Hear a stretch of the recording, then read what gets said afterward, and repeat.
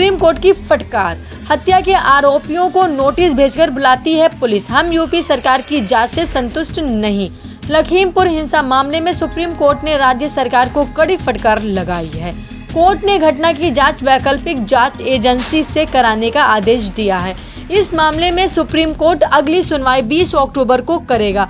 लखीमपुर हिंसा मामले में सुप्रीम कोर्ट ने शुक्रवार को उत्तर प्रदेश सरकार को कड़ी फटकार लगाई है। सुनवाई के दौरान पुलिसिया कार्रवाई में शिथिलता बरतने के चलते राज्य सरकार को मुख्य न्यायाधीश के कड़े सवालों का सामना करना पड़ा।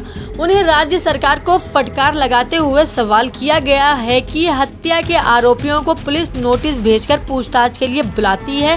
कोर्ट के सवालों का जवाब देते हुए राज्य सरकार की तरफ से पेश हुए वकील हरीश साल्वे ने कहा है कि किसानों की पोस्टमार्टम रिपोर्ट में गोली के घाव नहीं दिखे, इसलिए उन्हें नोटिस भेजा गया था। उन्होंने बताया कि घटना स्थल से 2 कारतूस बरामद हुए हैं। इससे लगता है कि आरोपी का निशाना कुछ और था। एडुफंडे एजुकेशन के गुरुग्राम सेंटर का आज शुभारंभ किया गया, जो IIT-JEE, नीट, एम्स प्रोग्राम की क्लासेस देते हैं। एडुफंडे मतलब एजुकेशन के फंडे, जिसकी शुरुआत आज गुरुग्राम में सेंटर खोलकर की गई है।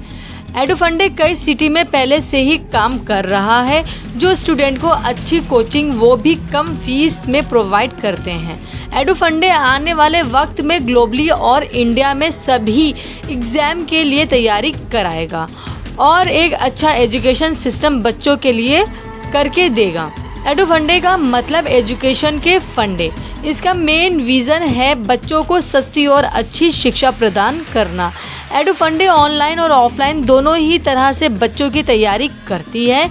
एडुफंडे के डायरेक्टर्स ने बताया है कि उनके पास टॉप फैकल्टी हैं, जिससे उनके students AIIMS, NEET, IIT-JEE, NTSC, olympiads, KVPY में टॉप रिजल्ट दिए हैं।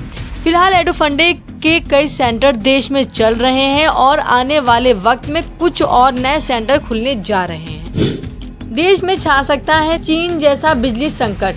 72 पावर प्लांट में बचा सिर्फ इतने दिन का कोयला। कोल इंडिया भारत में कोयले की कीमत को तय करता है। कोयले की कीमत में इजाफा होने से इसका सीधा असर बिजली की कीमतों और अन्य चीज़ों पर पड़ेगा। भारत में कोयले से बिजली बनने वाले पावर प्लांट इस वक्त कोयले की कमी से जूझ रहे हैं। सेंट्रल इलेक्ट्रिसिटी अथॉरिटी के अनुसार भारत के कोयला से बिजली बनाने वाले 135 पावर प्लांट में से 16 के पास कोयले का स्टॉक पूरी तरह से खत्म हो गया है, जबकि करीब आधे 72 पावर प्लांट के पास 3 दिन से कम कोयले का स्टॉक बचा है।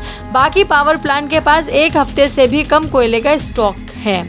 जान लें कि भारत में 70% बिजली कोयले से ही बनाई जाती है। बिजली बनाने में भारत का 75% कोयला लग जाता है। कोयले से बनी बिजली सस्ती पड़ती है। दरअसल कोरोना वायरस की दूसरी लहर के बाद इंडस्ट्रियल पावर की डिमांड काफ़ी ज़्यादा बढ़ गई है। इसकी वजह से कोयले की घरेलू और अंतर्राष्ट्रीय कीमतों में बड़ा गैप आ गया है। इसी वजह से कोयले के आयात पर काफी असर पड़ा है। कोल इंडिया के मुताबिक अंतर्राष्ट्रीय बाजार में कोयले की कीमत बढ़ने से पावर प्लांट ने आयात होने वाले कोयले पर निर्भरता कम कर दी है, जिसकी वजह से भारत में मौजूद कोयले की खदानों पर खनन को लेकर दबाव बढ़ गया है। दिल्ली सरकारी कर्मचारियों को अल्टीमेटम, 16 अक्टूबर तक कोरोना वैक्सीन नहीं लगवाई तो दफ्तर में नो एंट्री। दिल्ली सरकार ने भी अपने शिक्षकों के लिए एक ऐसी ही आदेश जारी कर स्कूल के सभी स्टाफ को वैक्सीन लगवाने की अनिवार्यता रखी है।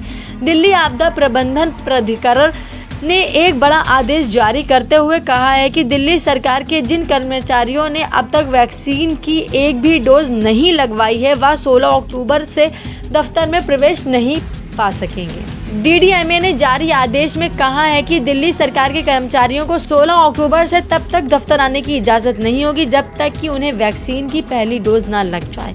आदेश में बताया गया है कि DDMA की 29 सितंबर को हुई बैठक में सभी सरकारी कर्मचारियों, फ्रंट लाइन वर्कर, स्वास्थ्य कर्मचारियों और शिक्षकों व सभी स्कूल या कॉलेज स्टाफ के लिए 100% वैक्सीनेशन ज़रूरी होगा, क्योंकि ये लोग आम लोगों से लगातार संपर्क में रहते हैं। RBI ने किया बड़ा ऐलान, जल्दी ही बिना इंटरनेट के भी आप कर सकेंगे डिजिटल पेमेंट। देश में डिजिटल ट्रांजैक्शन ने आर्थिक गतिविधियों को एक नया रूप दिया है। इसके आने के बाद पेमेंटिंग क्षेत्र में कई सकारात्मक बदलाव हुए हैं। अब लेन देन में काफ़ी सहूलियत देखने को मिल रही है। इससे लोगों का काम काफ़ी आसान हो गया है। वहीं देश के रिटेल सेक्टर से जुड़े लोगों को भी इससे काफ़ी फ़ायदा पहुंचा है। इसी कड़ी में रिजर्व बैंक ऑफ इंडिया ने एक बड़ा ऐलान किया है। इस ऐलान के मुताबिक आने वाले समय में देश के लोग बिना इंटरनेट के भी अपने मोबाइल से डिजिटल पेमेंट कर सकेंगे। इससे एक बड़ा फायदा सुदूर क्षेत्रों में रहने वाले लोगों को होने वाला है, जहां पर इंटरनेट की पहुंच काफ़ी कम है।